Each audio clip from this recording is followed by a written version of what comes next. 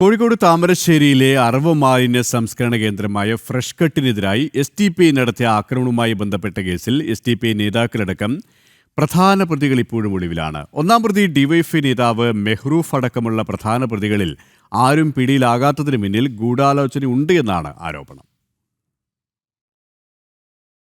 Fresh cut അറവ് മാലിന്യ സംസ്കരണ പ്ലാന്റിനെതിരായ ജനകീയ പ്രതിഷേധത്തിൽ നുഴഞ്ഞുകയറി SDPI നടത്തിയ കലാപത്തിലെ പ്രധാന പ്രതികൾ ഇപ്പോഴും ഒളിവിലാണ്. കേസിലെ ഒന്നാം പ്രതി ഡിവൈഎഫ്ഐ നേതാവ് മെഹ്റൂഫ് അടക്കമുള്ളവരെ കണ്ടെത്താൻ പോലീസിന് ഇതുവരെ കഴിഞ്ഞിട്ടില്ല.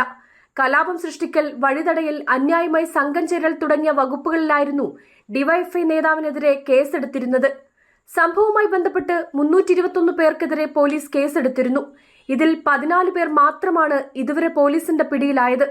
ഫാക്ടറിക്ക് തീയിടുകയും ഉപകരണം നശിപ്പിക്കുകയും ചെയ്ത സംഭവത്തിന് പിന്നിൽ വൻ ഗൂഢാലോചന നടന്നിട്ടുണ്ടെന്നും ബാഹ്യശക്തികളുടെ ഇടപെടലുണ്ടായിട്ടുണ്ടെന്നുമായിരുന്നു പോലീസ് റിപ്പോർട്ട്.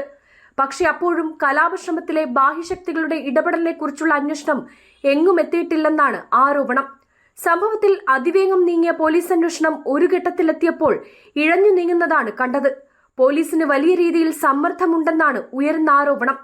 കലാപശ്രമത്തിന് പിന്നിലെ SDPIയുടെ പങ്കും ഗൂഢാലോചനയും പുറത്തുകൊണ്ടുവരാൻ അന്വേഷണ സംഘത്തിന് കഴിയാത്തത് വലിയ വീഴ്ചയാണെന്നാണ് വിലയിരുത്തൽ. കേസ് ഒതുക്കി തീർക്കാനുള്ള ശ്രമവും പിന്നണിയിൽ നടക്കുന്നുണ്ടെന്നാണ് മറ്റൊരാരോപണം. ജനം, കോഴിക്കോട്.